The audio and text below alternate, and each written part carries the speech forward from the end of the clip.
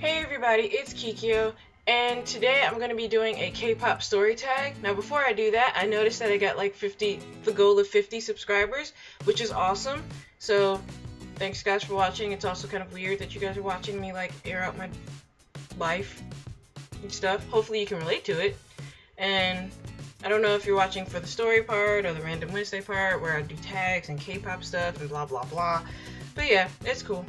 So I guess I consider you guys as like people that I can talk to and get to know. So if you guys ever like have anything to say about anything I say, just feel free to comment.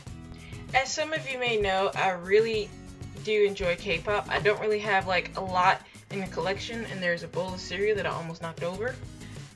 I don't have a lot in my physical collection because I didn't start actually buying albums until I got like a real job. Question number 1. What year did you get into K-pop? I'm gonna say 2008 because like I've listened to Japanese music growing up and Korean music growing up, but I didn't know the difference between Japanese and Korean music, mainly because Japanese music around elementary and middle school for me was extremely popular amongst my friends. Like everything Japanese were popular: anime, art, food, music. It was very, very popular. And if I heard anything K-pop, it would sound different from like what I usually hear when it comes to Japanese music, but I couldn't tell the difference in like the languages yet. But yeah, after like middle school or whatever, that's when in 2008, that's when I actually like officially got into K-pop because I was able to distinguish Japanese from Korean. Question 2, how were you introduced to K-pop? Do any of you guys remember this website called iMeme? It was like this website where like you could like I guess like make a profile. It's kind of like Bebo. Bebo and iMeme. Like I'm old, so it's like Bebo and iMeme, like really old websites from like way back in the day. Not that old, but like way back in the day. But you could like set up a cool little profile or whatever, and then like do stuff on it. It was weird, just like designs, but it was mostly kind of like music related. Like most people's stuff was based around like the music that they liked or the anime that they liked, and like they had a playlist that would like play, kind of like how you can do that on Tumblr, but it was like made for that little music thing that could play whenever it started. You can choose one song to play, or you choose an entire playlist, choose a video to play, or whatever. It was like made for that. And I went on someone's page on iMeme, and there were like 5 pretty boys and like another group of like dudes and stuff like that, and then they had this video popping up of like dudes running, and the dude had a bun on top of his head. That's how I was introduced to K-pop. I heard that, and then I looked at someone else's page who was like friends with them, and they had Super Junior and Girls Generation and like Wonder Girls and stuff like that. So that's like when I was like officially, I guess like that was like pretty much how I was introduced, was through the internet. Question 3.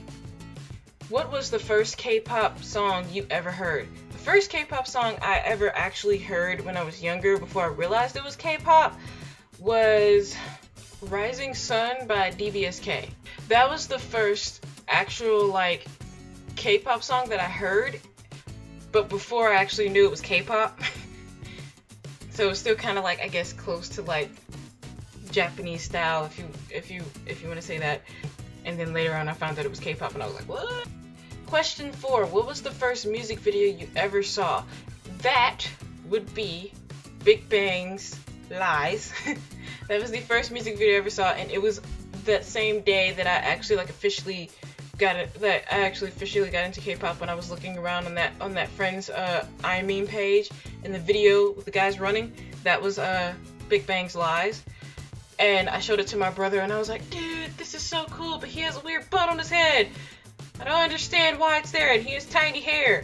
Doesn't have enough hair in his head for that bun. I was mean. But yeah, me and my brother saw it, and we weren't even supposed to be on the computer back then because my mom banned us from the computer because she thought we were too young for the internet, which I could understand. So yeah. Sorry, Mom, if you're seeing this video. Anyway. Question 5. List 5 groups or solo artists that you listened to when you got into K-pop. Okay, Super Junior, 1, Girls Generation, Big Bang, Dongbang Shinki, and Wonder Girls. Those are the 5 groups that I listened to when I first got into K-pop. They were all introduced to me through iMeme. Question 6. Name the solo artist or group that made you love K-pop. Dongguang Shinki, DBSK. It was them. Rising Sun was bae. Then I saw my erotic later after I actually like realized what K-pop was, and I was like, yes. Yeah, so it was definitely them. Because like I liked it, and I just like, I guess I passed through and I would just listen to songs, but I never actually like fully paid attention to it until I heard my erotic, and I was just like, that's the same group that made Rising Sun. What? And yeah. Question 7. Why do you love K-pop?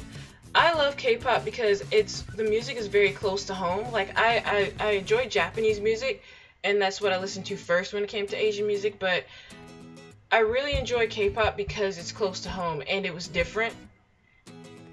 But it was also kind of like an escape in the same way, if that makes any sense. Like I don't know if anybody else felt like watching Korean music videos and stuff like that and listening to K-pop was kind of like an escape. And so yeah, that was my K-pop story. Yeah, I'm old. I've been listening to K-pop for a while, just didn't actually like know what it was until 2008.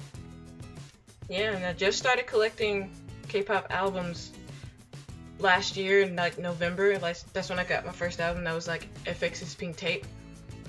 And then I tried to get my erotic, but it was the bootleg. But it was I got ripped off basically. I tried to get the C version of Taiwan. Got ripped off.